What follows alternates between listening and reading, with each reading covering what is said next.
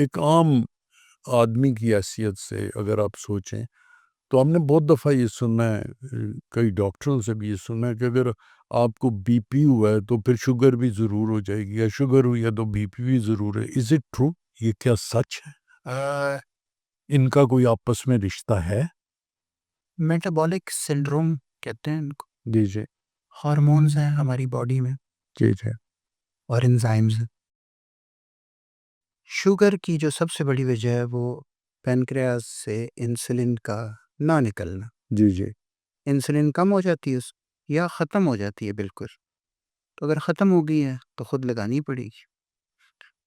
और blood pressure होता है हमारी आर्टरीज़ के सख्त होने से, स्टिफ होने से। इसी तरह हमारी जो डाइट है जिसमें चिकनाई ज़्यादा होती है उससे आर्टरीज़ में कोलेस्ट्रॉल जमना शुरू हो जाता अच्छा और लिपिड्स ब्लड में बढ़ जाती। तो ये इंटरकनेक्टेड है।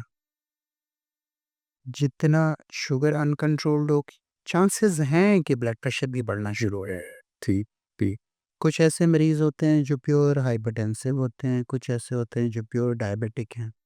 लेकिन डायबिटिक पेशेंट में हमें पता तो है कि हार्ट की रगें सिकुड़ेंगी, किडनी की रगें सिकुड़ेंगी और पाँव की रगें सिकुड़ेंगी, स्टिफ हो जाएंगी। तो उन पेशेंट्स में फिर हाइपरटेंशन आना शुरू हो जाता और शुगर वाले पेशेंट चूँकि अपने खाने का ख्याल नहीं रखते, उनमें चिकनाई भी बढ़ना शुरू हो जाती है।